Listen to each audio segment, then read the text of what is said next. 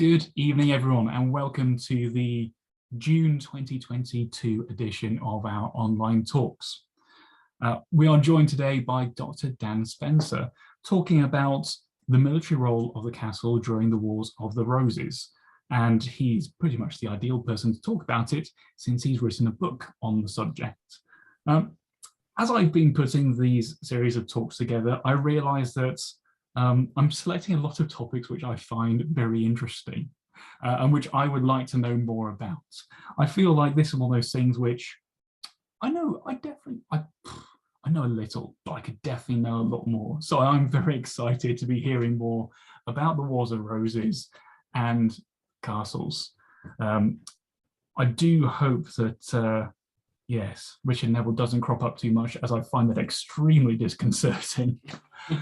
When James Wright gave a talk, yes, it was very, very confusing the whole way through. Anyway, I think that's plenty from me. So I'm very pleased to introduce Dr. Dan Spencer. Dan, over to you. Thank you, Richard. And good evening, everyone. Thank you for zooming in. I'll just share my screen.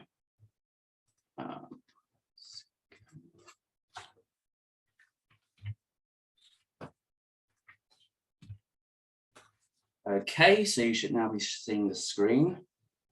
Great. Okay, so I think it's fair to say that castles are not the first thing that comes to mind when we think of the military campaigns of the Wars of the Roses.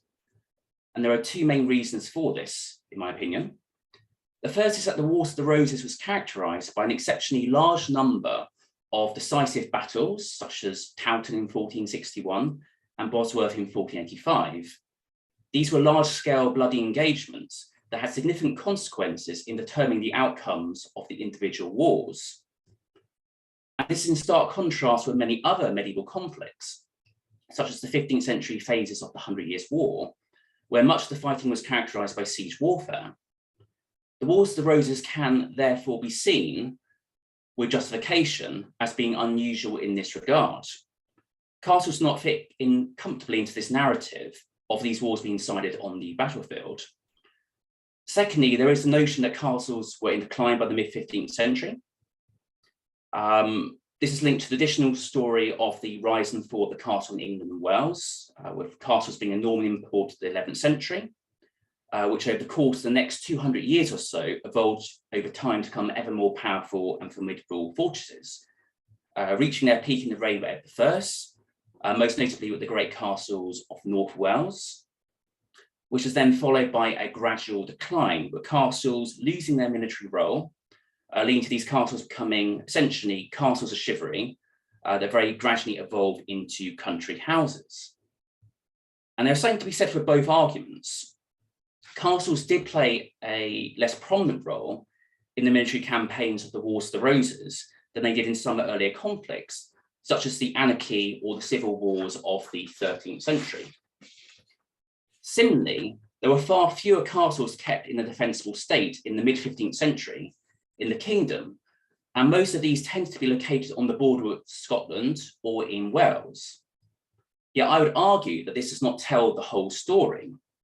Castles played a more important role in many of the military campaigns of the Wars of the Roses than has hitherto been recognised. As for why this is the case, I believe a lot of this stems from the nature of the surviving sources for the period, particularly the quality and quantity of historical evidence, which has largely obscured the role of castles in the Wars of the Roses. The late 15th century was most certainly not a golden age when it comes to narrative sources. The great tradition of monastic chronicle writing had been in decline for some time. We do have some useful accounts, such as by Warkworth or Gregory's Chronicle, but there's nobody of the stature of, say, Aldrich Vitalis, Matthew Paris, or Thomas Walsingham. Contemporary accounts are often brief, London-centric, and vague on details in the furthest regions of the kingdom, such as in the north or in Wales. A similar situation pertains to the financial and administrative sources. Compared with the late 13th or 14th century, the volume of surviving documentation related to government business is paltry, unlike the masses of material that we have for the wars of the first three Edwards, or even the early Lancastrian kings, in which castles frequently feature. A major exception to this negative outlook, of course, is the Paston letters, which is an amazing source that provides some fascinating insights. But its coverage is unsurprisingly limited to events that involve the Paston family. And what this means in practice is that our understanding of military affairs has been greatly impaired by the nature of these sources. But not all hope is lost.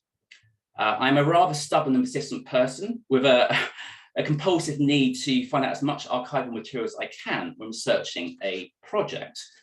And I was able to find some useful sources when researching my book on this topic, which has shed some light on some of the more obscure campaigns of the Wars of the Roses. And there are two sources in particular that I want to single out, which are both held at the National Archives. Firstly, and most importantly, the records of the Principality of Wales and of the Chamberlains of Chester and Flintshire, under the archival category SC6, which provide unique insights into warfare in Wales, particularly in the 1460s. Secondly, the records of the Duchy of Lancaster, which contain some gems relating to events in Northern England. Now, at this point, it's probably worthwhile if I give a very brief overview of the Wars of the Roses to those of you who are less familiar with the topic. So, traditional start date is 1455 with the first clash of the First Battle at St. Albans. Then from 1459 to 61, there's a period of civil war with many battles, which results in the victory of Edward IV.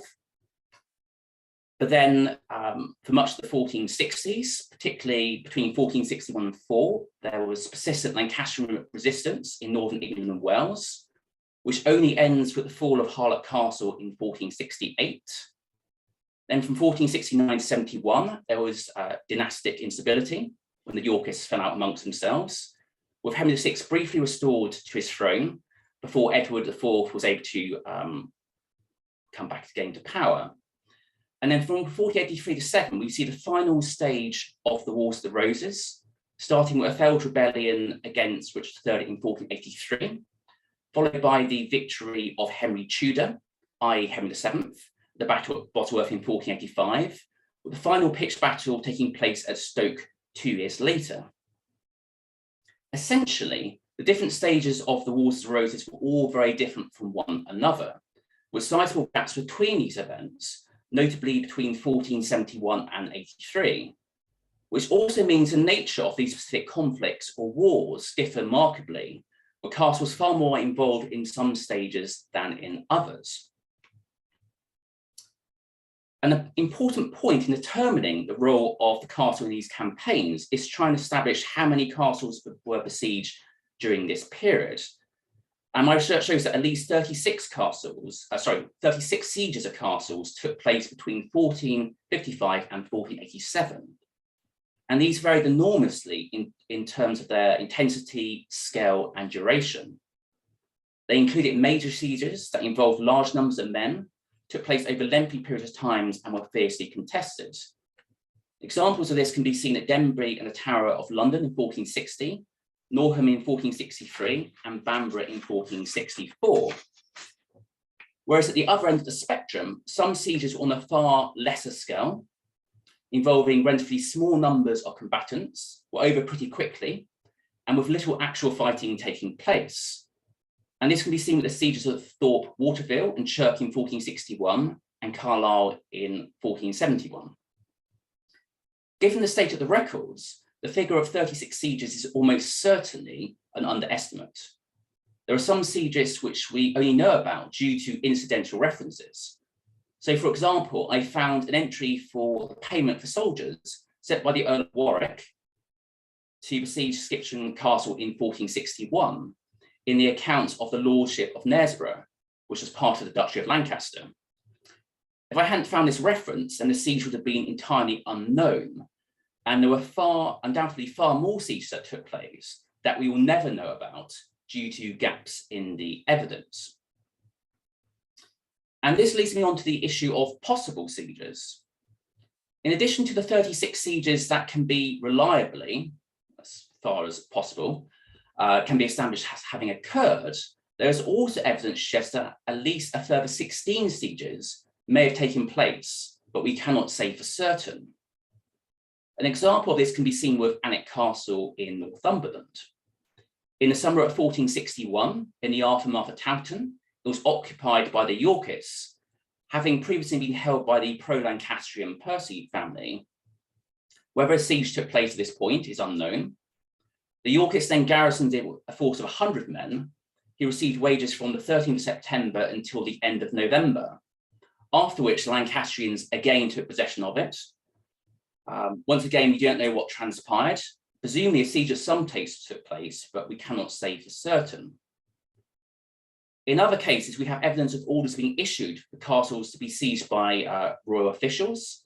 But again, we do not know if the Castellans handed over the keys immediately or if any forms of resistance took place. The distribution of when these sieges took place, where they took place, is very uneven. That's right to begin with. The distribution of when these sieges took place is very uneven. So far more occurred in the earlier stages of the wars, such as in the 1450s and 60s, as opposed to the later stages in the 1470s and 80s. And there is a good reason for this. Castles were far more useful in protracted territorial conflicts that involved the capture and control of territory. This would explain why there were so many sieges in the years 1460 to 4, in particular, as these were years of civil war in which the Yorkists were forced to crush determined Lancastrian resistance, especially in northern England and in Wales. Castles were far less useful in what I like to characterise, rather clumsily, as dynastic battlefield wars, which were decided almost entirely on the battlefield and were over rather quickly. And the campaigns of, let's say, 1485 and 1487 are good examples of this. I'm now going to talk about what these sieges typically involved. In many cases, it took the form of blockades. This was a typical tactic used in medieval warfare that involved attackers surrounding defenders and cutting them off from supplies. This had the great advantage to the besiegers of avoiding the prospect of suffering heavy casualties from direct attacks. If they had sufficient time and resources, then it often prompted defenders to surrender under terms, unless there was a realistic prospect of being relieved by a friendly army. Full-scale attempts to storm castles were comparatively rare. The storm of Bamburgh in 1464 was a rare example of this, although some sieges were used to pressure garrisons into entering negotiations, such as at Alnwick in the siege of 1462. Artillery was sometimes deployed to intimidate garrisons. For example, the Yorkists brought up artillery against the defenders of Chirk Castle in 1461.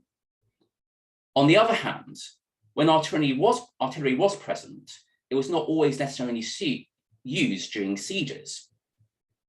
In the winter of 1462, for example, the Yorkists, with a large, well-equipped army, conducted 3 sieges of castles in Northumberland simultaneously. But seemingly, they were reluctant to use artillery to speed up the process, as they did not want to damage the fortifications. Deliberate destruction of castles was very rare. In fact, the only recorded example is the slighting of Carrickkenan Castle in 1462, an exceptional event due to very particular circumstances, which I expect was driven by local factors. Sieges did sometimes lead to battles taking place. So Scottish sieges of Carlisle in 1461 and Northam in 1463, in support of Lancastrian allies, were only broken due to the arrival of the Yorkist armies, who routed the attackers, whereas at Alnwick in January 1463, the Yorkists lifted the siege due to the arrival of a Scottish army, who they expected to give battle, but ultimately did not. Typically, defeat in battle led to the surrender of castles. So major battles were often followed by garrisons surrendering after short sieges, if not capitulating immediately. And this was especially apparent after the victory at the Fall of Towton in 1461. Similarly, news of the outcomes of battles also had this effect. So in 1460, defenders of the Tower of London surrendered after they learned of the defeat of the Lancastrian army at the Battle of Northampton. But this was not always the case. So we have examples of garrisons putting up prolonged resistance even when they face little prospect of being relieved. We can see an example of this with the lengthy siege of Carisbrooke Castle, which took place from December 1460 until June 1461, so the best part of 6 months. Another way to look at the military role of castles is to examining the garrisoning of castles in this period. I've established that at least 65 castles in England and Wales were garrisoned at various times between 1455 and 1487. Again, the true figure is likely to be much higher, with many, but by no means all, of them located in northern England or in Wales. Most of these garrisons were only present for short periods of time, a matter of days or weeks, when castles were threatened with attack, such as Pontefract in 1464, Chester in 1468, Gloucester in 1471, and Brecon in 1486, or following the occupation of newly conquered areas, such as by the Lancastrians in 1460 in the Welsh Marches, or by the Yorkists in Pembrokeshire in 1461-2. Sustained hostilities meant that garrisons were sometimes maintained for long periods of time. For example, Lancastrian control over much Northumberland throughout the years 1461-4 meant that the Yorkists had to garrison certain castles, such as Newcastle and Tynemouth, over the course of many months. Permanent standing garrisons were rare due to the costs involved outside the Pale of Calais, and they were only really present at, let's say, the border fortresses with Scotland and the major royal castles of Wales. The sizes of these garrisons varied. So Aberystwyth had a standing force of 1 man-at-arms and 12 archers, whereas others changed over time. So at Beaumaris and Anglesey, it fluctuated between 24 and 48 men. Efforts were also made to supply garrisons with provisions and weaponry. So, for example, the Yorkists transported goods to Newcastle via ports in eastern England to supply garrisons and field armies in the north. By contrast, it is something that their Lancastrian enemies encountered far more difficulties with, which ships sent from France recorded as having fallen afoul of poor weather conditions off the Northumberland coast, which meant they struggled to provision the castles they held in the early 1460s. Castles were also used as campaign headquarters. So Kenilworth was used as the royalist headquarters for campaigns in the 1450s, whereas in 1459, the Yorkists planned their rebellion against Henry VI from their principal strongholds, Richard, Duke of York from Ludlow in the marshes of Wales, and Richard Neville, Earl at Salisbury from Middleham in Yorkshire. Sometimes occupied castles were also used in this way. So in the winter of 1462, the Earl of Warwick was said to have daily supervised the sieges of Alnwick, Bamburgh, and Dunstanburgh from his headquarters at nearby Warkworth Castle. Works were sometimes carried out to improve fortifications during times of warfare, such as at Tynemouth in the 1460s, with the scouring of ditches, the repair of walls, and the purchase of large wooden shields called purveyors. Whereas at Pembroke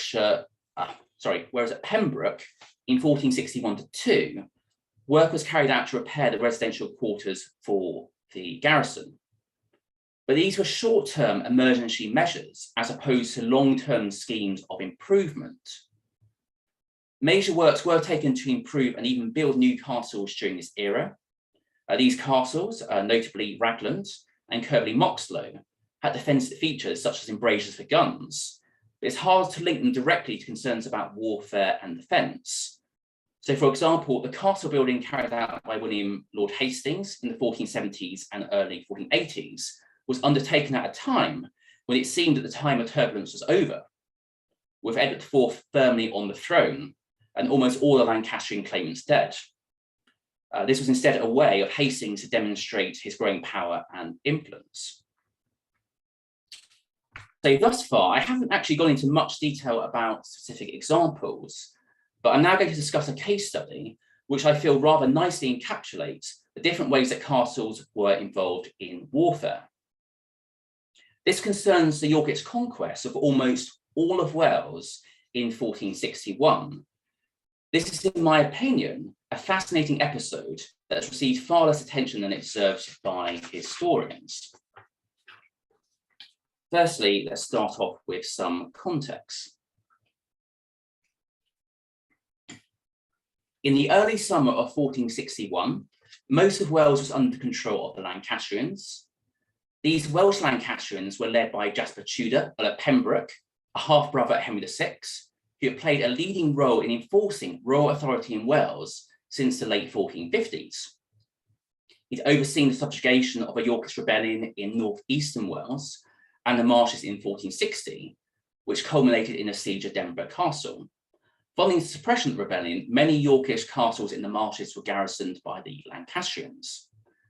Jasper's power base was in the southwest, but his forces were in control of many other castles across Wales, with Lancastrian garrisons also present in the north and the east. Jasper has suffered a major reversal at the Battle of Mortimer's Cross on the 2nd of February 1461, where he was defeated by the army of Edward, Earl of March, a battle of great significance that not only allowed Edward to go on to rescue pro-Yorkist London and then to defeat the Lancastrians at Towton, but also greatly reduced Jasper's power and which prevented him from going on the offensive. But Wales under Lancastrian control still posed a danger to the Yorkists, especially due to French military support, as they were planning on landing an army in southern Wales to restore Henry VI to his throne. It was therefore vital for the country to be brought into the allegiance of the new king. And in the summer of 1461, Edward IV tasked some of his trusted supporters in the border regions of Wales with the task of conquering the country.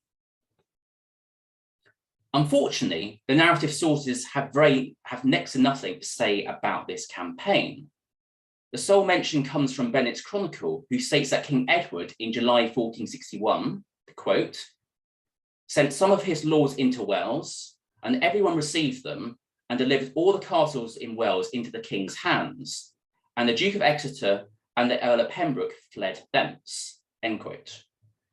Judging by this account, the Lancastrian position collapsed very quickly in Wales, and the Yorkists had no difficulties in asserting their control of the country.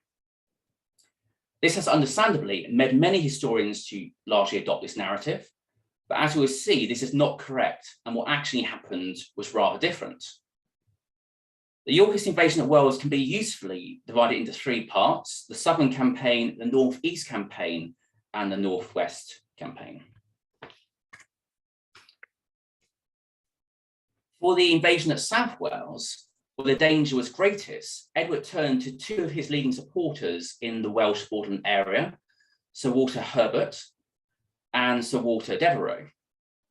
They had been active adherents of Richard, Duke of York, for some time, and in the 1450s had been responsible for spreading carnage throughout South Wales and the marshes, which included leading attacks against Carmarthen and Aberystwyth.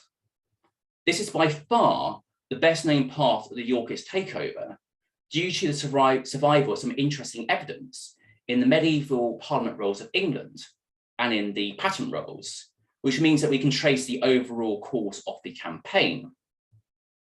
Preparations took place throughout the summer, where Herbert and Devereux ordered to array the men of Gloucestershire, Herefordshire, and Shropshire, and to seize the lands and castles of Lancastrians in Wales, including Jasper's earldom at Pembroke, the three castles of Monmouthshire and Brecon. Edward sent letters to prominent landowners in the marshes in Western England, extorting them to raise men at their own expense to join the growing army which was to muster at Hereford. And this force was also to be supported by a fleet that was assembled at Bristol, which included ships from ports in Somerset. The campaign began at the end of August, with the Yorkists marching overland from Hereford to Brecon, and then overland towards the far southwest of Wales, which is also where the fleet set sail for.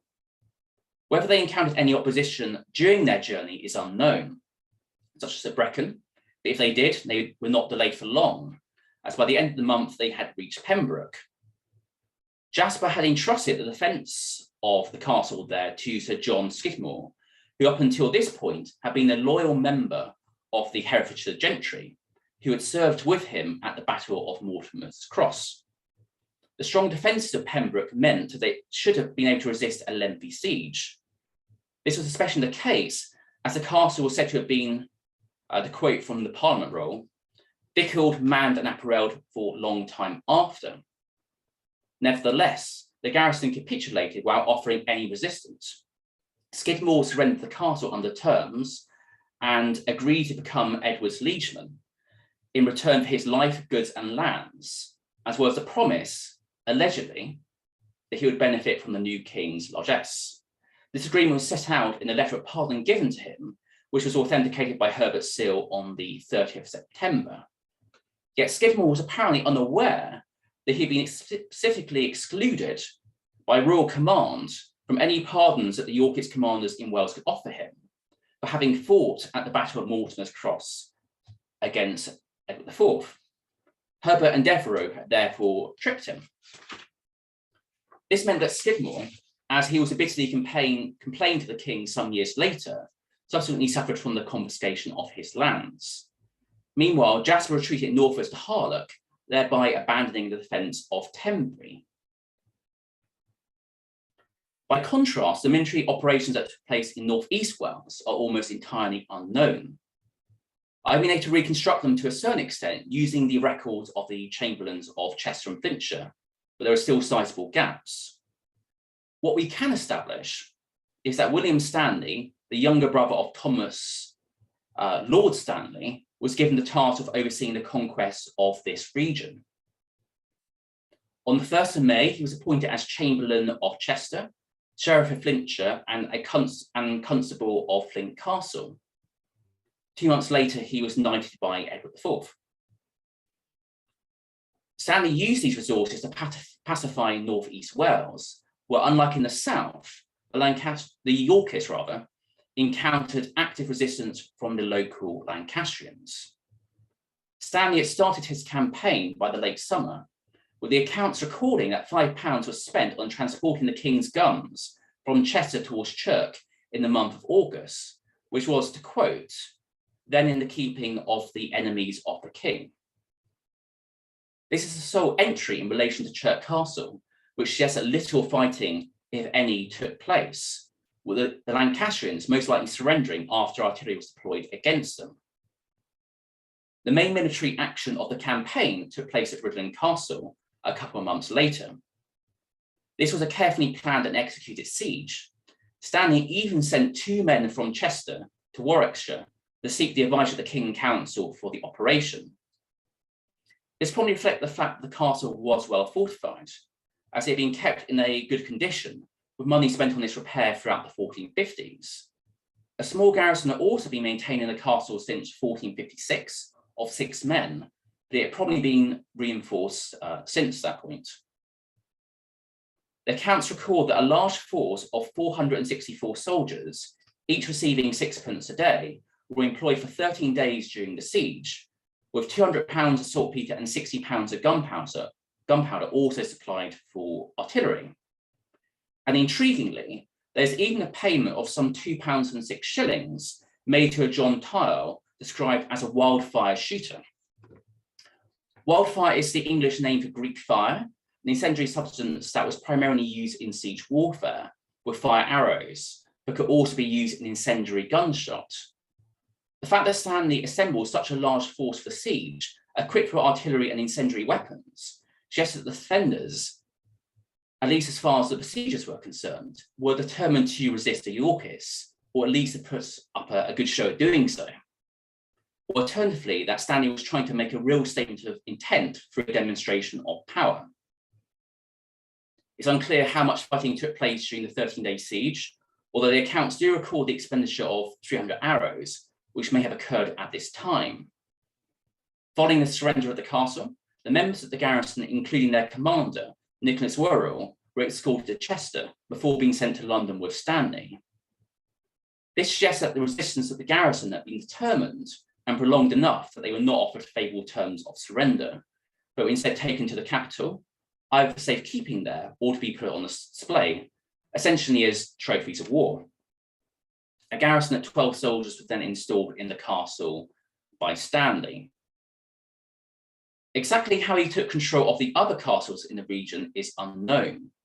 We know that Denbury Castle, for one, had been garrisoned by the Lancastrians since they'd captured it in the previous year. It was still in Lancastrian hands until at least July 1461, as Jasper sent a letter of encouragement to his constable, Roger Paulston, at that time. Interestingly, the letter also refers to measures taken for the safeguard of the castle, which is to be paid for from the receipts of the lordship of Denbigh. Similarly, Hawarden and Ruthven Castle appear to have been held by adherents of the Lancastrian cause, as in 1460, following the Yorkist victory at the Battle of Northampton, they sent letters written in the name of Henry VI, who was then in their custody, to demand that their owners hand them over to the Yorkists. In some ways, what happened further west in northwest Wales is even more obscure and intriguing. When we last left Jasper, he had abandoned Tenby and retreated northwards. On the 4th of October, it was reported that he, along with the Duke of Exeter, had fled to the mountains of Snowdonia, with the Yorkist lords in hot pursuit. Exactly what happened next is confused and unclear. It appears that Jasper and Exeter made a counterattack against the Yorkist force, which had advanced across North Wales as far west as Carnarvonshire. In the Parliament that was held later that year, it was stated that on the 16th of October, at a place called Twit Hill, which overlooks Carnarvon, they had to, quote, raised war against our same sovereign lord, i.e. Edward IV, intending then and there to proceed to his destruction by treacherous and cruel violence against their faith and allegiance.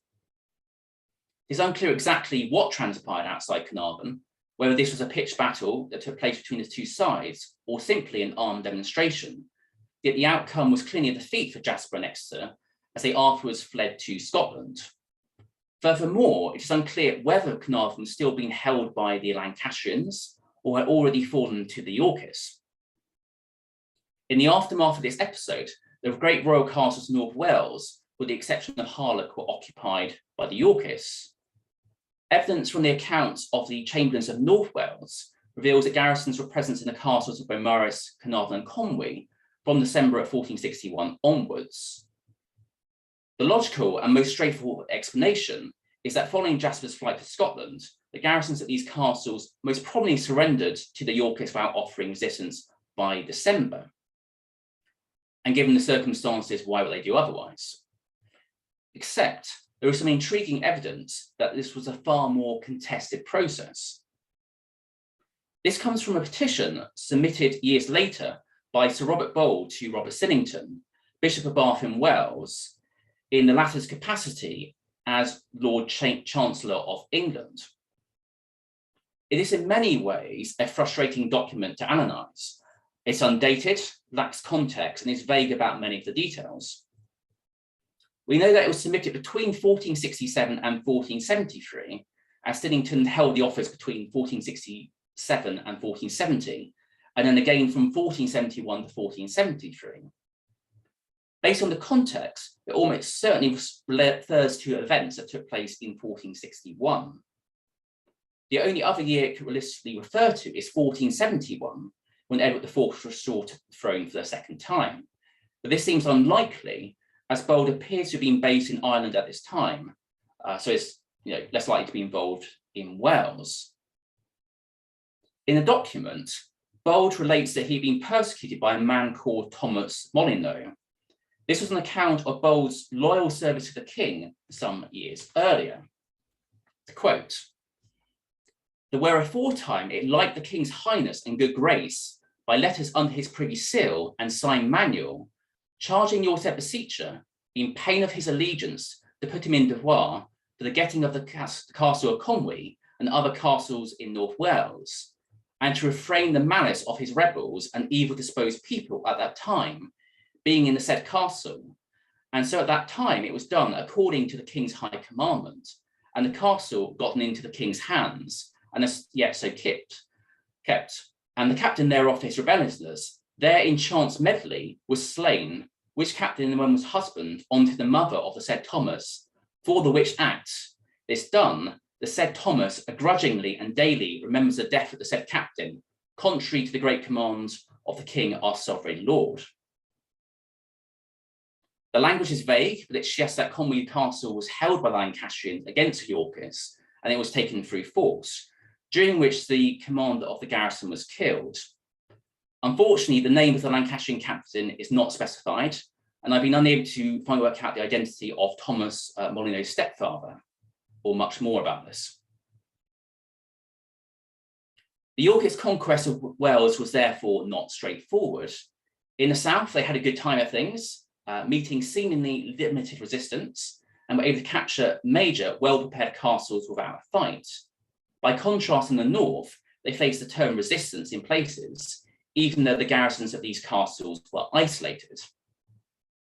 It's hard to explain why the Lancastrians in North Wales, such as Rutherland and Conwy in particular, put up resistance to the Yorkists when their cause must have seemed lost. It's even hard to explain why these garrisons chose to resist when even better prepared and fortified castles in the south of Wales, notably at Pembroke and Tenby, which Jasper spent a lot of time on preparing their fortifications, chose to capitulate. In my mind, it's a testament to just how dedicated some Lancastrians were in Wales to the call to Henry VI, even despite the heavy odds against them. Castles played a key role in this campaign and in the maintenance of Yorkist control in the years afterwards. In the south, garrisons were maintained at Pembroke, Tenby, and Carmarthen until at least 1462, due to isolated resistance at Carrickfergus Castle and the prospect of a French or Breton landing in support of local Lancastrians. Whereas in the north, the Lancastrians in Harlech Castle remained a nuisance for years to come, necessitating the maintenance of sizable garrisons in North Wales up until 1468. Nonetheless, the achievements of the Yorkist commanders in conquering almost all of Wales in the space of a few months in 1461 was impressive. So to bring this talk to an end, what conclusions can be drawn from this discussion? The first point I would make, or rather reiterate, is that castles clearly had an important military role in some of the campaigns of the Wars of the Roses. Some campaigns, such as in Northern England and Wales in the early 1460s, were almost entirely centred around the capture and control of castles. This can also be seen from the widespread garrisoning of castles in England and Wales, even in areas that did not see hostilities, such as in southern England, which demonstrates that people at the time certainly perceived castles as being important in warfare. Secondly, that castles were clearly more important in some phases of the wars than others, and that geography played a big role, with the vast majority of sieges, for example, taking place in northern England or in Wales. My third point is to emphasise the sheer variety of ways in which castles were involved in warfare at this time, with the scale and duration of sieges, for example, varying enormously based upon different circumstances. But also that it's a mistake to fixate just on sieges, as some castles, such as Pontefract, for example, served important roles as headquarters or assembly points for campaigns, which necessitated their garrisoning, even though we have no evidence that they were ever attacked.